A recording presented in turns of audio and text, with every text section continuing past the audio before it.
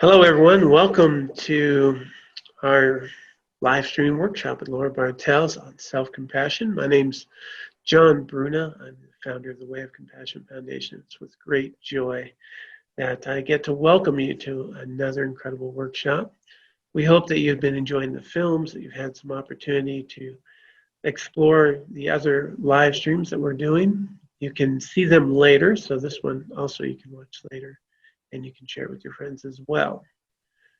So without further ado, I'd want to just introduce, first of all, Dan Paquette. He will be your moderator. He'll be taking your questions and comments and then getting them to Laura. So he will be your liaison between Laura Bartels and you, as you have an opportunity on the side there to put in comments or questions. That'll be your interaction. Dan will take those and he'll get them to Laura.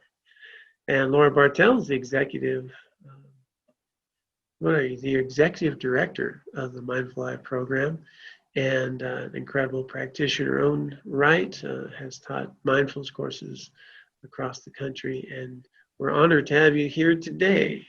It's our workshop on self-compassion. Thank you, John and Dan, and thanks to all of you who are here.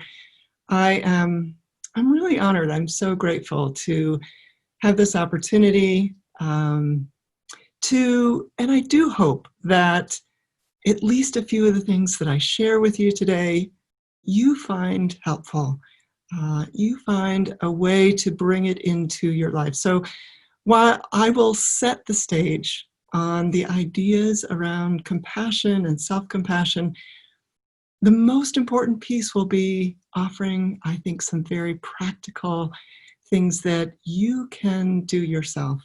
And always, as we bring new things into our lives, at first, we may find that it takes some intention, some clarity, some focus, and it might even be a little effortful. But just remember that with practice, effortful becomes effortless and becomes our new habits.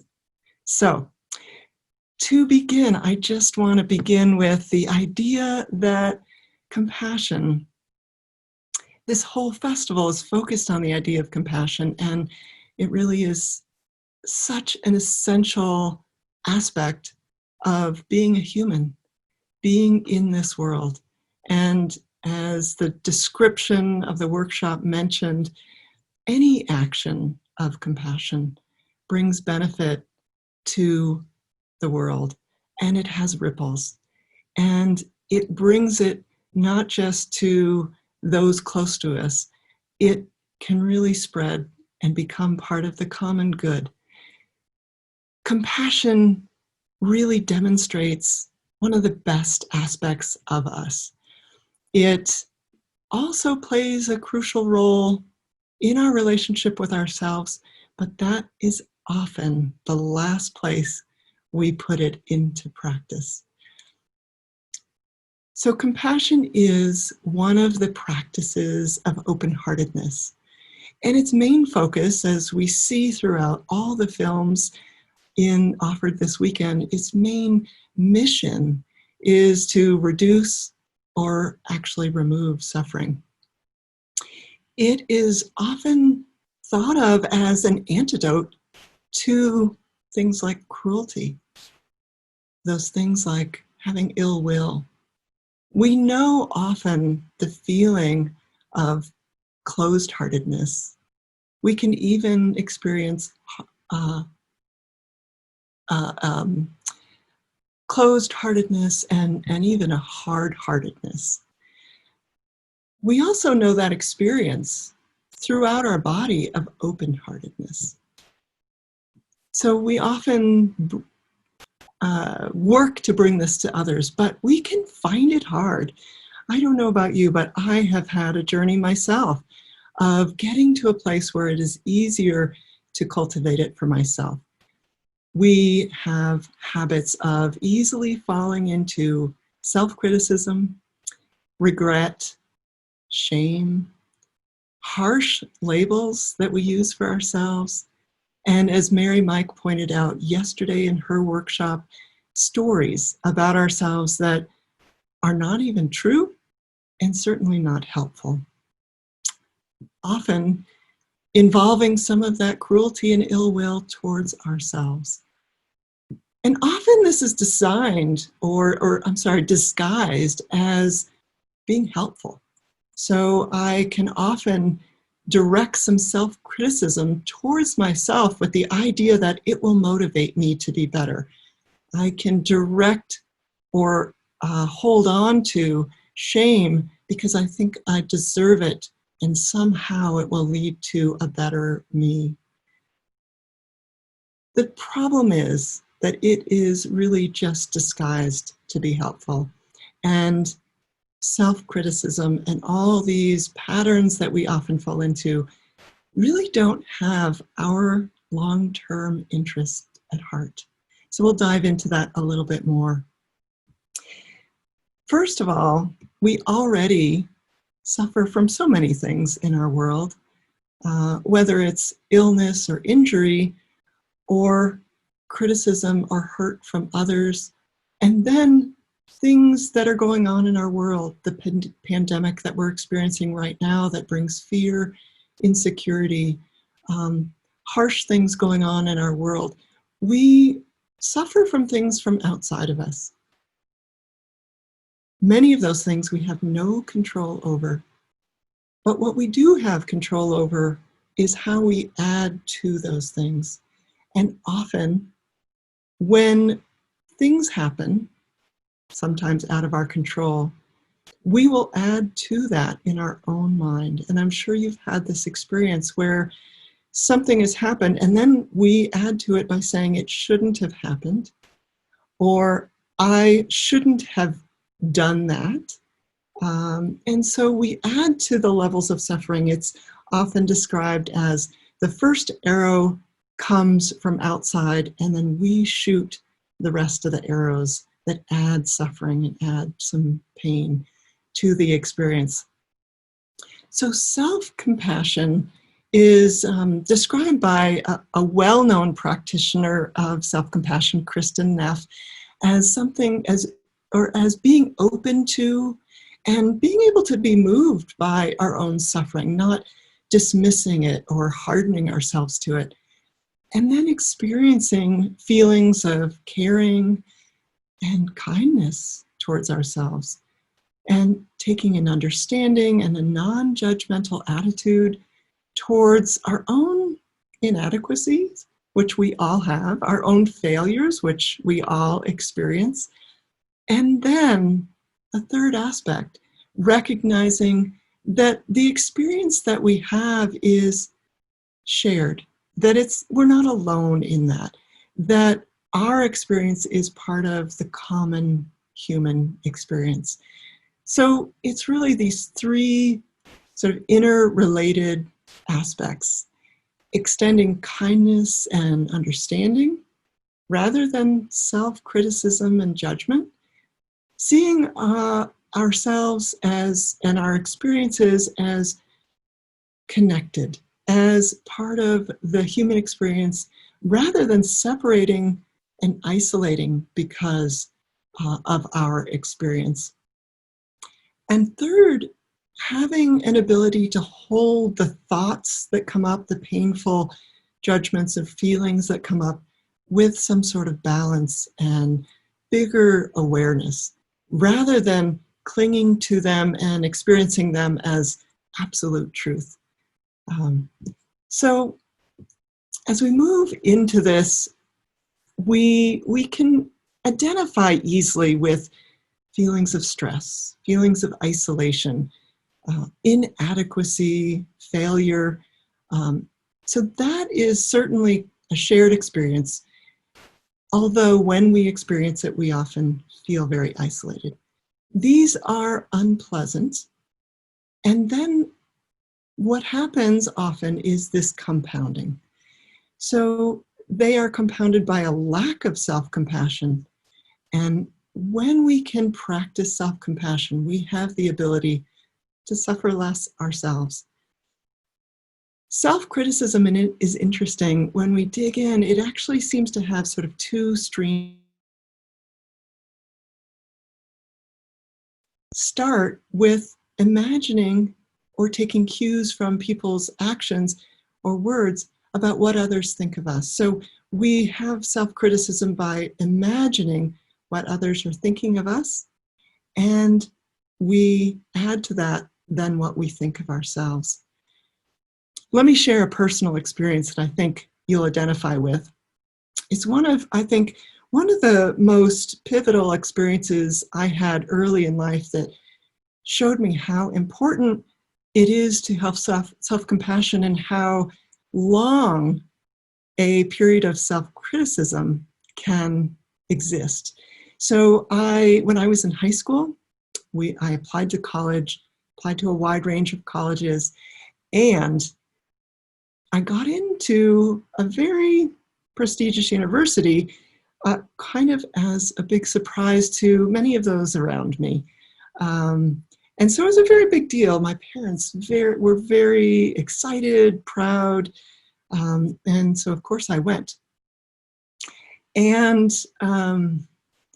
I was there for 2 years. And I learned a lot about myself during that time. And after 2 years, I had more clarity about really what I wanted to do. And I had a sense that this university wasn't meeting me, and I really needed a change. And so with what felt like great clarity, insistence,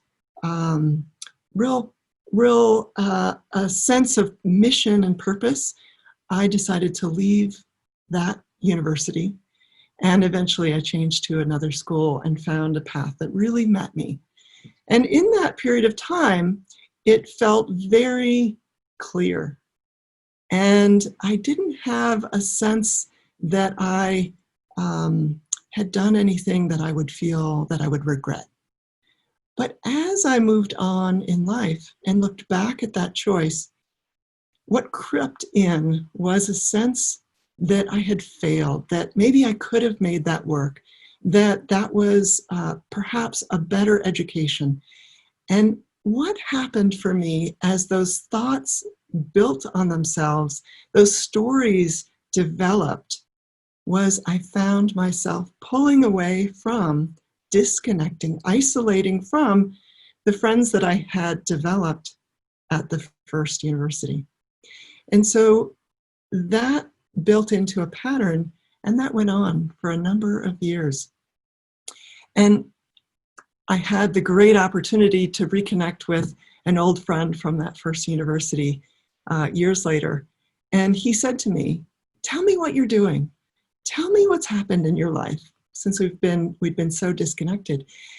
And when he heard all that I'd been doing and the path that had unfolded in my life, he said, "You know what? If you hadn't left, you'd never be doing what you were doing."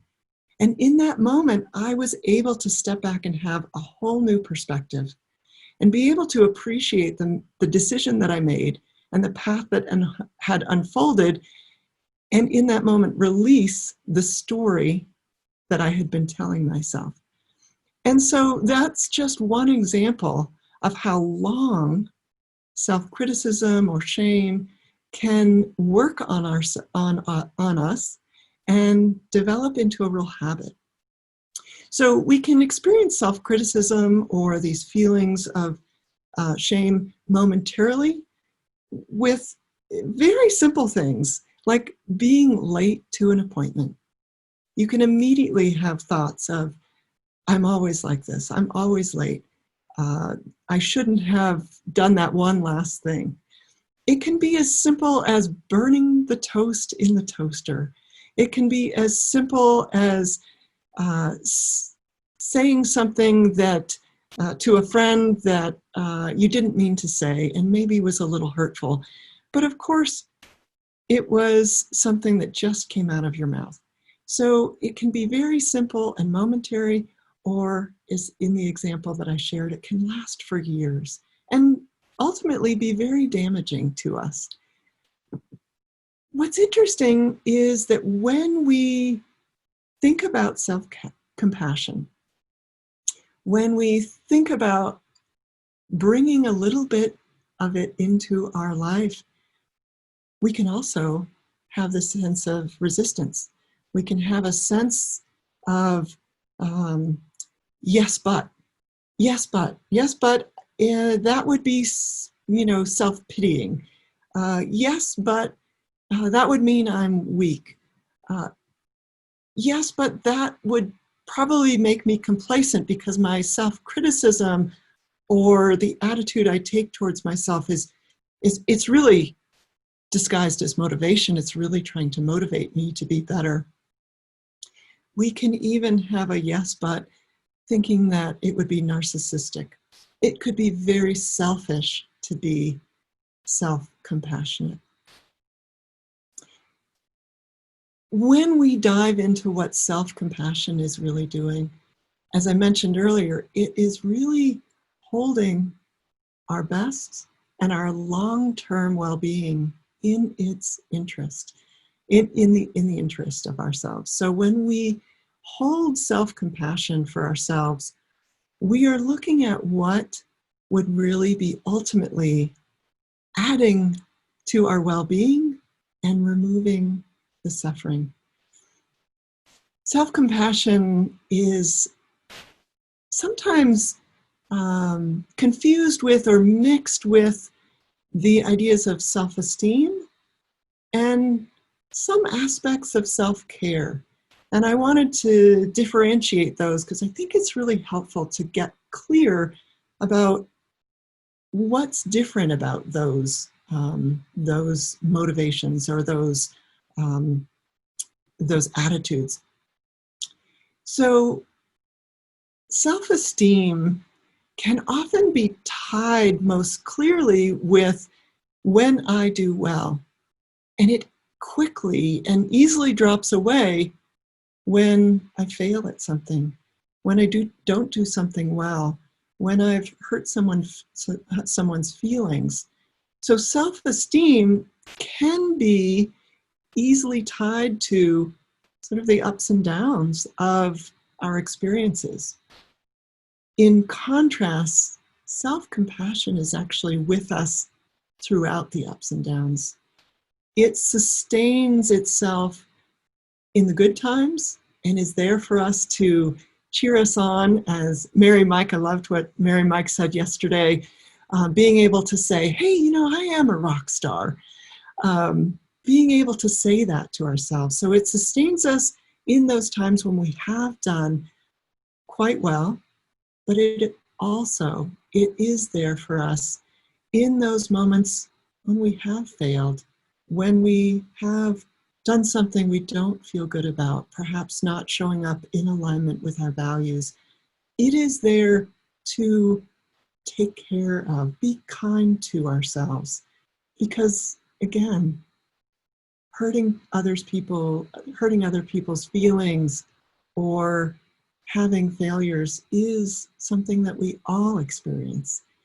We're not isolated in that. So there's that contrast between self-esteem and self-compassion. Not that self-esteem is bad, but it has its limitations. Self-care, also not at all a bad thing, but sometimes self-care can tend towards things that we do for ourselves that, and we know this well, I think it's self-care, but it's actually disguised, and in fact, it's really numbing myself from that uncomfortable feeling of suffering. It's disguised as self-care, but perhaps I'm running away from the suffering or the discomfort that I'm feeling. So we have to be careful with our self-care actions and check the motivation. Check what we're actually heading towards. Self-compassion has a motivation that moves towards improving ourselves. It has a motivation that moves towards our own well-being. It focuses on our own growth. It's words of encouragement. It is supportive, and it's certainly kind. And in essence, When we bring self-compassion to ourselves, it doesn't isolate us. It doesn't pull us away. It doesn't make us feel we're the only ones who have ever experienced this. But in fact, it brings us back to that open-heartedness, that soft-heartedness, and it brings us back to the place where we can connect with others, be more vulnerable, even share what's gone on rather than hide what's gone on. And so it encourages engagement rather than isolation. So self-compassion has a very different motivation, and it really moves us towards our own well-being. In fact, there are many studies now that are connecting self-compassion and looking at its connection to our own psychological health, our mental well-being. And more we're seeing that that is a very strong connection. It's interesting too that shame and guilt are things that can easily take us away from self-compassion, but self-compassion can help us to transform shame and actually tolerate even feeling guilty. So it can actually be a wonderful antidote to those things that otherwise can take us away from self-compassion. Another wonderful thing about self-compassion is that we bring wisdom alongside it. When we are bringing self-compassion, we're also bringing wisdom, allowing us to see more clearly things that are true, rather than the story that we made up about the incident or the condition that we find ourselves in. So we bring some wisdom and clarity to that. Studies also show that a greater capacity for self-compassion can really also perhaps protect us from anxiety and depression. So particularly in these times when we may be dealing with the incredible impacts of the pandemic, maybe an economic situation, some of the unrest and challenges that are going on in our world, which can easily bring on these ideas of anxiety and depression. When we are tending to the suffering outside in the world, we need antidotes. We need ways to have some buffer so that we can be well. In fact, I often talk about the idea of putting our own oxygen mask on first, and self-compassion is a way to do that with the motivation that the more well I am, the more able I will be to help others, to be compassionate to others. Now, there's an interesting question that arises, do we need self-compassion to be compassionate to others? And I think from my own experience, I could say I could easily be compassionate to others and not very compassionate to myself. So my own experience bears out, I think, what research is, clearly what research is showing, which is we don't necessarily need self-compassion to be helpful, to reduce suffering for others. So why do we need self-compassion? We need self-compassion so that we can sustain being compassionate to others.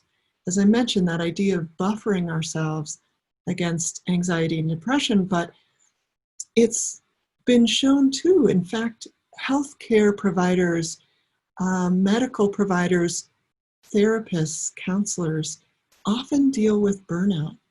And often they're in that helping profession, they're out there being helpful, and sometimes not bringing as much self-compassion to themselves.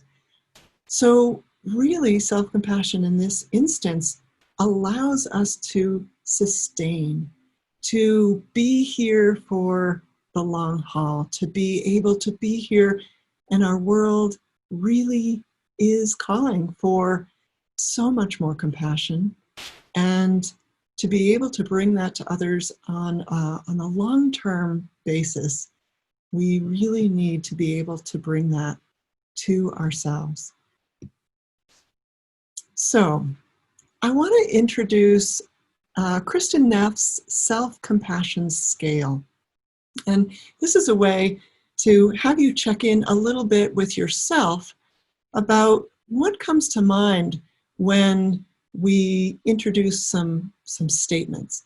So in her scale, there's quite a few statements, and people who are taking this this assessment are scoring themselves on sort of what kinds of thoughts come to mind. So I thought I'd share a few of them with you, and quietly to yourself have you sort of check in. What's my gut reaction? What's my habitual reaction? So the first statement is, I try to be understanding and patient towards aspects of my personality I don't like. So I invite you just to take a moment and call to mind, what is that? What is that statement that comes to mind? What's the label? What are the thoughts or even feelings? Perhaps things that we can identify in our own mind or even in our body. Here's another one. When things are going badly for me, I see the difficulties as part of life that everyone goes through.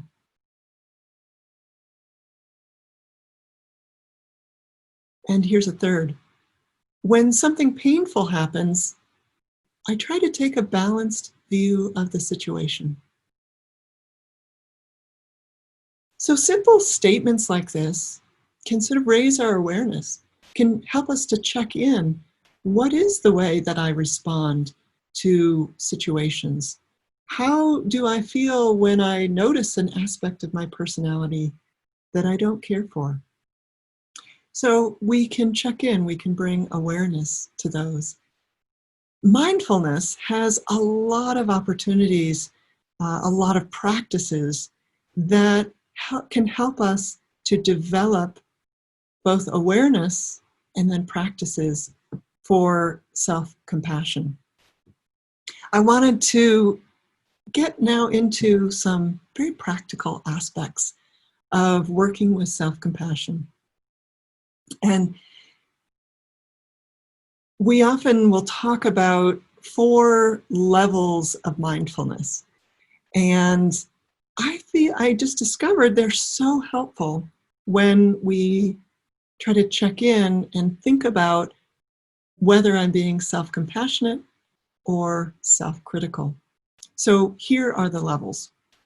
Am I aware of what I'm doing? Am I aware of why I'm doing it? Am I aware of whether it's healthy or not? And is it based in reality? So as we apply that to self-compassion, here's how it might go. So let me invite you to bring to mind a recent moment, a recent experience you had where perhaps you were a little self-critical. Perhaps you felt a little uneasy about how you showed up.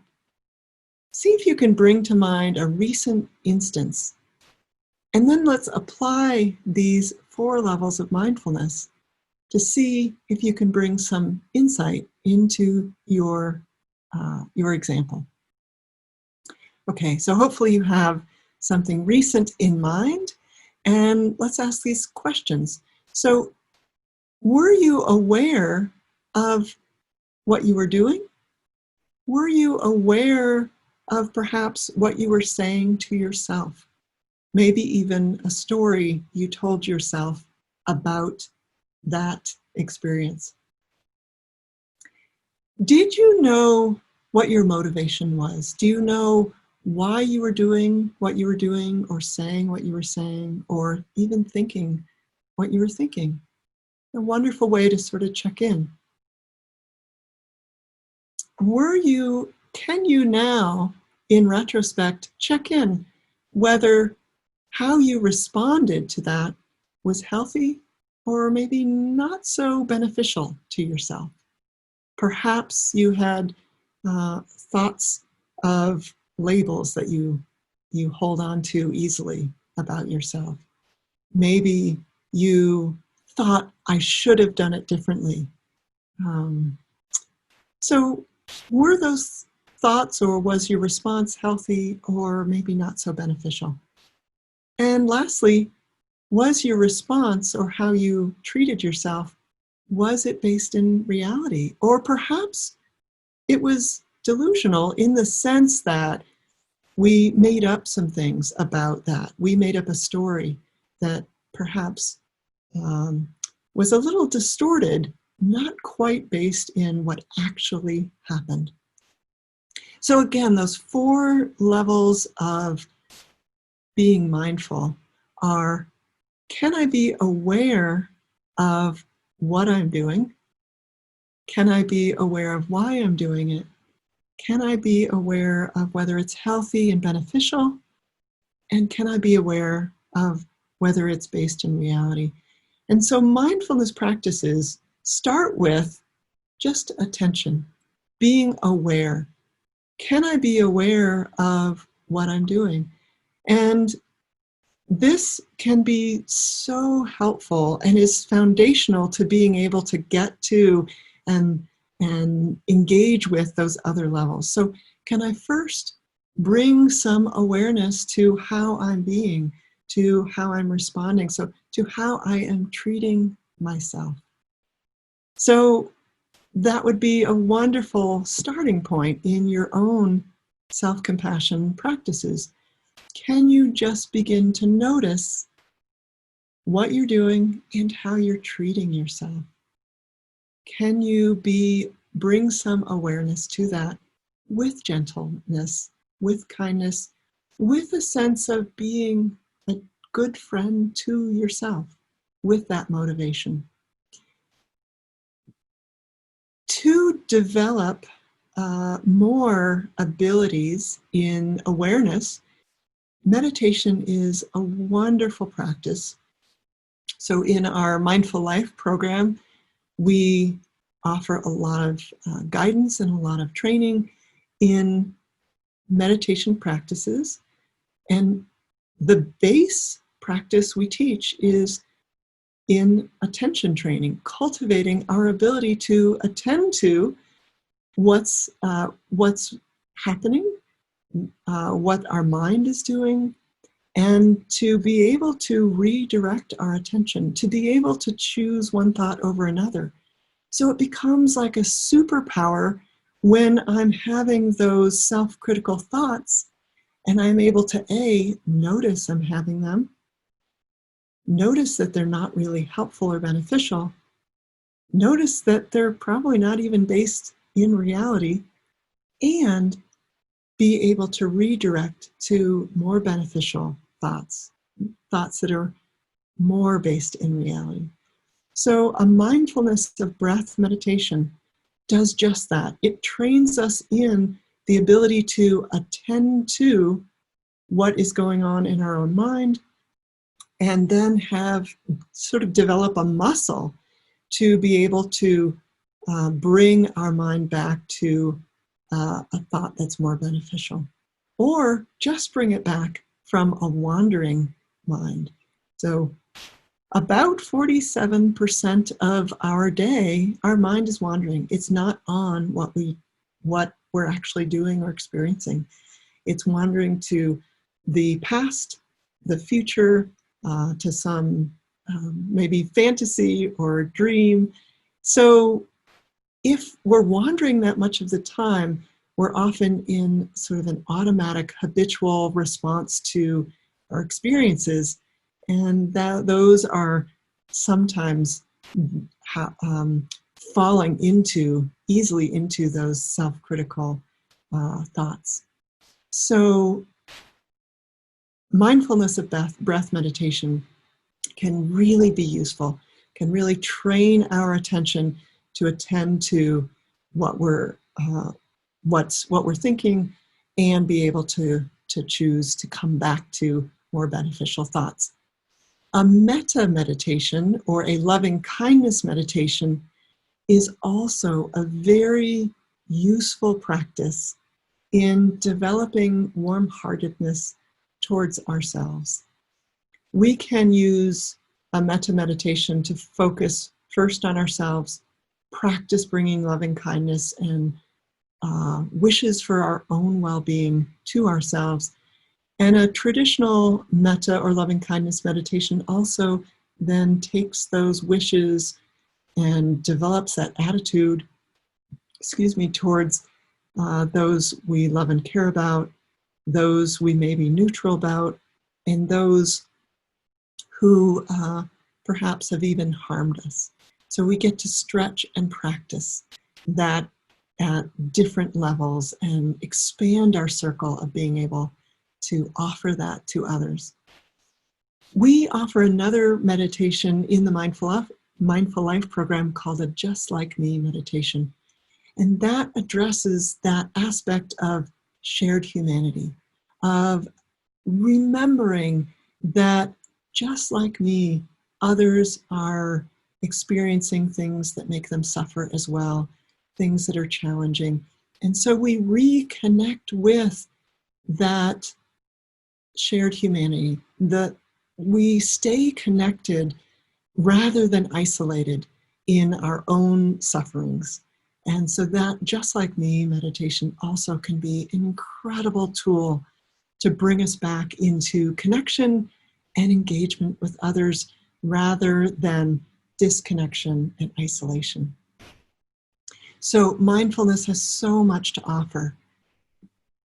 Kindness in and of itself is a practice that can also be an element of self-compassion. I mean, it is an incredible element of self-compassion. So just shifting from that hard-heartedness or even ill will towards ourselves to developing friendliness, developing a sense of warmth, real kindness towards ourselves.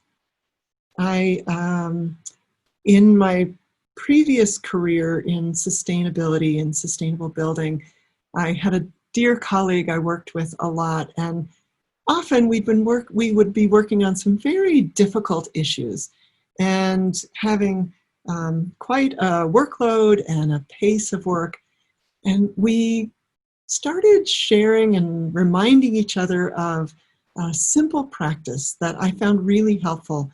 And that was to just, when we found ourselves, when we had that moment of realization of, gosh, I'm pushing myself hard and I think I should keep pushing this hard, to pause and to just ask myself, what's the kindest thing I could do for myself right now? And sometimes it was so simple. And it was just a moment of giving myself permission to pause, a moment of giving myself permission to set that effort aside and stop and make a cup of tea. Set that effort aside for just a moment and know that it might actually be beneficial if I took a walk around the block. I may come back to it with a softer, kinder attitude, and perhaps even more success in tackling the challenge itself. So that alone, that ability to remember to practice kindness for ourselves. And we can start that by just setting the intention to be kind to ourselves. And then we can practice it by pausing, just as I mentioned, throughout the day, whenever we might notice that we're maybe on that edge of not being kind to ourselves, or just on a regular basis, pausing and checking and noticing how we're treating ourselves. We can be kind to ourselves by noticing the stories we tell to ourselves and then checking, is it true? Is it based in reality? Is the story I'm telling myself kind? And is it necessary? So sort of passing these three filters, checking these stories that we tell to ourselves. Self-talk is another way that we can practice kindness to ourselves. And studies have been showing that when we talk to ourselves using our name versus I or me, that we actually have and bring more benefit from our self-talk. It's an interesting phenomenon, but I think the way that it's working is that when I say, Laura, it's just spilled milk, I have a little separation. I'm not so entwined in the angst of having spilt milk or whatever it is that happened. I'm not so caught up in and identified with the emotion, but I'm taking sort of one step back and sort of seeing myself. So it's a step back in awareness so that I can see myself in the fuller context of the situation, remembering it's not such a big deal. And I can say to myself, here's some advice, and I can actually take my own advice. So I invite you to practice some self-talk using your name versus I or me and see if that makes a difference. And lastly, in kindness, we can again have that yes but come up. And if self-criticism is really persistent, it just keeps being there and we notice it's pretty strong. It's a common habit. It's sort of the way I've been operating for a long time, and I'm trying to change that habit, but that marble is pretty deep in that groove. You might try this technique, which is to appeal to logic. And it might be helpful to even get a piece of paper and a pencil and begin to list the benefits of self-criticism. See if you can find some. And check that they're not disguised to be benefits, but really are not that helpful. And then make another list that are the drawbacks of self-criticism. So self-criticism, again, often parades as something that will help us. And so we cling to it, we hang on to it as something that we should do to ourselves, that will be helpful, it will motivate us. Perhaps we even are hearing the voice of a parent or a mentor who thought that they were helpful to us by criticizing us. Perhaps they thought that that would be the way to motivate us best. But we can begin to ask in that list, do any of these really have our long-term interests in mind? Or are they parading as things that are helpful? So mindfulness, kindfulness, kindness, and then we mentioned several times this idea of shared humanity.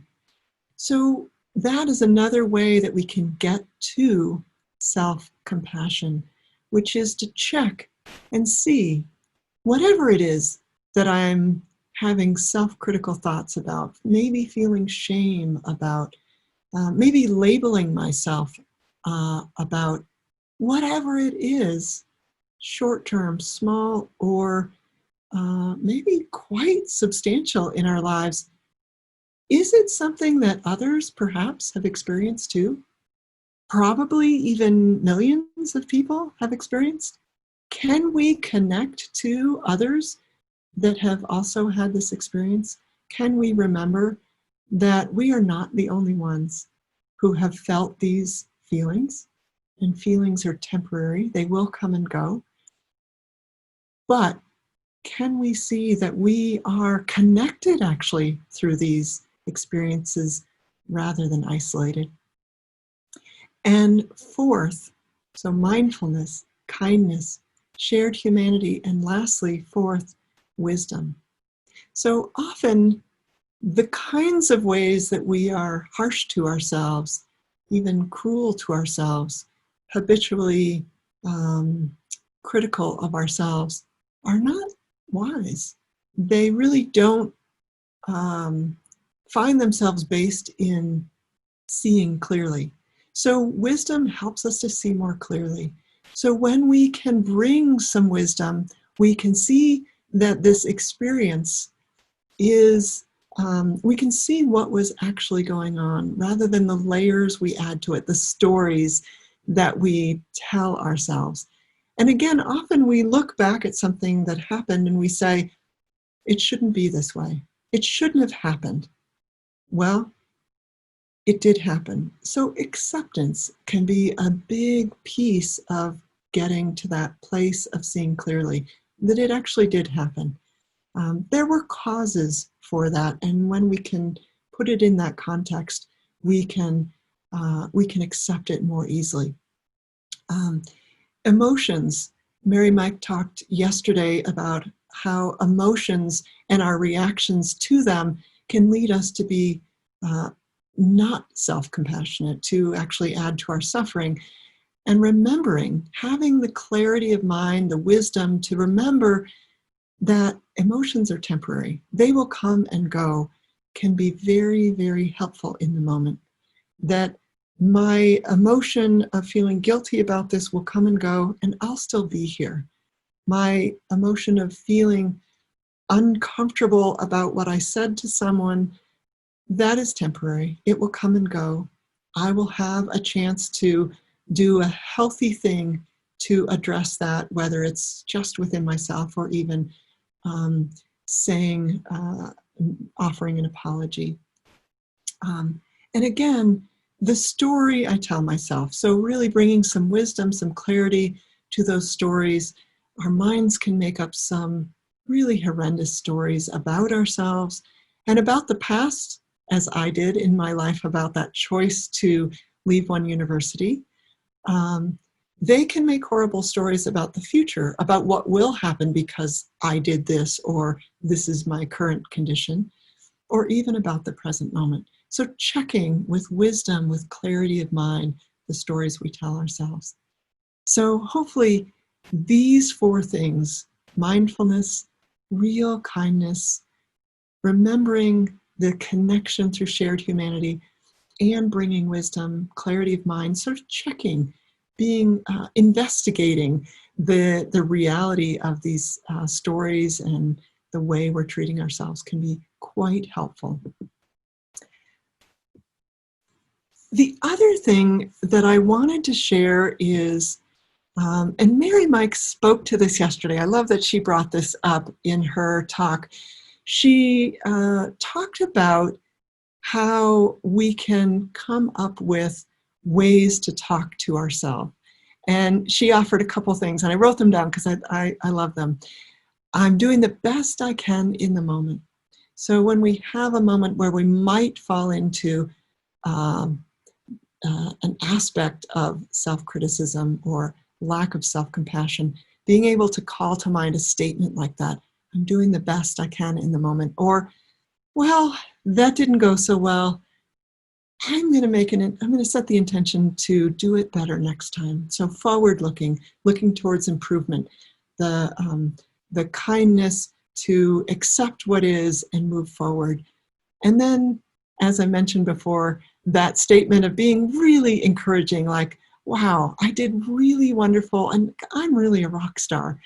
So I'm going to ask you right now, as we move into the sort of last section, I want to invite you to share some of the kinds of statements that you could bring to yourself when you have one of those moments when, gosh, it didn't go well. Boy, I don't feel good about how I showed up. Those moments where we have sort of that split in the path. I could take the path of criticism or guilt. I can go down that road that really isn't going to be that helpful, or I can use it as an opportunity to practice, and I can practice being more compassionate to myself. So if any of you have had practice in this, I would love to have you type in a statement or a comment that you use, some self-talk that you use that you have found helpful. And if you aren't in practice, this is a great time to try out a statement and see if you can just share it with the group. So I'm going to invite Dan to pass on to me any comments that come in. So hopefully we'll have a few statements that come in that, and I'm going to, all right, so here's one that came in. This is great. So try this on sometime. Saying to yourself, gosh, golly gee, well, I guess I am still a work in progress, which we all are. Wonderful. That is a great one. Here's another one. Judy, you gave it your best, and you know that's good enough. Thank you, Judy, and thank you, Aaron. Those are wonderful. Any others that you might want to share? These are great to sort of plant the seeds. And again, I think in training our minds to be more self-compassionate, it's really helpful to practice this. To when we're calm, when we're not caught up in a moment like that, to try to bring to mind some things that we might use later in that moment. And here's another one. I'm doing the best I can, and I can do better. That's wonderful. Yeah, to remember that we are doing the best we can. In fact, really, we're always doing the best we can. If we could do better, we would. It's really that we are in a situation, there's a lot of conditions going on, many out of our control, some within our control, but in essence, we always are doing the best we can in that moment. Here's another one. So this is a great one. When we have one of those moments, to say to ourselves, aha, this is a great moment of awareness.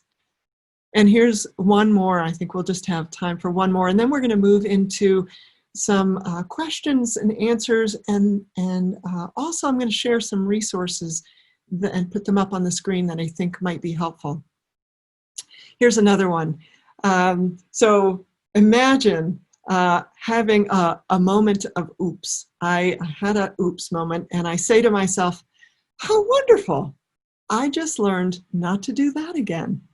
So yeah, these are just so helpful. And I have to say, these were not part of my vocabulary at all earlier in my life. And I guess the great news is that we can practice these, and these can become habit. So we can move, as I said in the very beginning, from it being sort of effortful to bring these thoughts to mind, effortful to remember to pause, to be aware of the stories, and then it can become, as we practice more and more, quite effortless. That these are the kinds of statements that come to mind first, rather than the old habits, the old conditioning, the harsh words, the criticism. And we begin to trust that those old habits really didn't serve us. They really weren't that helpful. And that these ways of supporting ourselves, these ways of being kind to ourselves, much like we would be to a dear friend, are ways that propel us forward, that really do have our long-term interests at heart. So I'd like to open it up right now to any questions. And at the same time, I'm going to go ahead and see if I can put up on the screen some resources for you so that it'll be up on the screen nice and long. Let's see. Oh, good. I can still see questions while that is up there. All right, so here's a question. Why do we think that self-compassion is self-centered thinking and acting? I thought this for way too long. Yeah, that's a really great question. So, interestingly, I think one sort of big picture answer to that question comes from the idea that our culture sort of tells us that that we need to think of others first, and that being kind to ourselves is selfish in a way. And it comes to us too in that idea that if I'm thinking of myself, it makes me think I'm not thinking of others. But if we go back to that definition of self-compassion, or the motivation really of self-compassion, I want to be kind to myself so I can sustain being self-compassionate to others, so that I don't burn out, so that I really can actually practice that to myself and have that example to be able to bring to others. And if you think about the opposite, self-criticism, now that is self-centeredness. That is really self-focused. It's all about me. It's about what I did and why I don't feel good about myself. And so really, self-compassion takes us beyond ourselves, where self-criticism really stays pretty focused on ourselves. So I hope that you find that helpful as an answer. Here's another question. How can we not own or suffer from one of these stories of ourselves, or have it go on way too long? Okay, really a great question. So I think that comes back, well, first let me address the second part of your question. To not have it go on too long, we can develop awareness. We can develop the ability to be more in touch with the kinds of thoughts we're having throughout the day.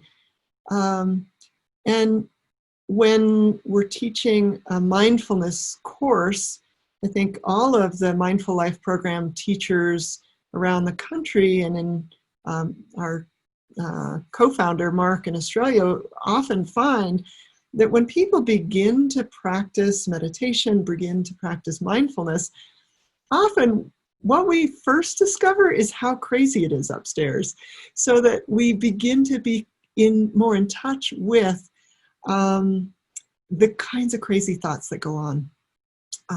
Often we might even realize sort of it's a dangerous place in our own mind, that it's filled with those things that that are stories that aren't true, that are harsh, that are unhelpful. And so I think the first step is really awareness.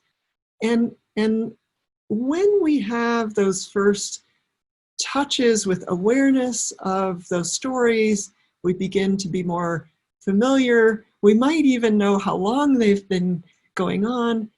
The first thing is kindness. Okay, of course, you know, this happens not just for me, but for so many of us, that we have these stories that are unkind, that are not helpful, and often we hold them for a long, long time. They become habits. So I think awareness, and then addressing the second part of your question, kindness to ourselves. Again, all those things: mindfulness, kindness, shared humanity, and wisdom, knowing that they're not true. So hopefully that addresses your question. Wow. And I see another question has come up, a really great one, and that is, how does one differentiate between self-care and numbing? Yeah, really great question. So, you know, first thing that comes to mind is I remember I remember, you know, having in my years ago in my consulting business, some really difficult and big reports to write. And I would sit at the computer and I would come up with writer's block. And I would berate myself, and it would scare me, like, oh, how am I ever going to get this done? And I would think, well, if I just take a little break, that'll be good. But really what I would do would have that uncomfortable feeling, and I would go and do something that was numbing. And so it was disguised as self-care. It was disguised as the thing that will actually help me get this done, the thing that will help me get rid of writer's block. But so often it was it was sort of running away. It might have been, going down and eating mindlessly. It might have been, oh yeah, I really need to make that phone call, and I would do it then. And in essence, it was really numbing. It was stepping away from, and we know those numbing habits that actually get even more unhealthy than that when we get into substances or even substance abuse. We know those numbing habits that can get very, very destructive and habitual.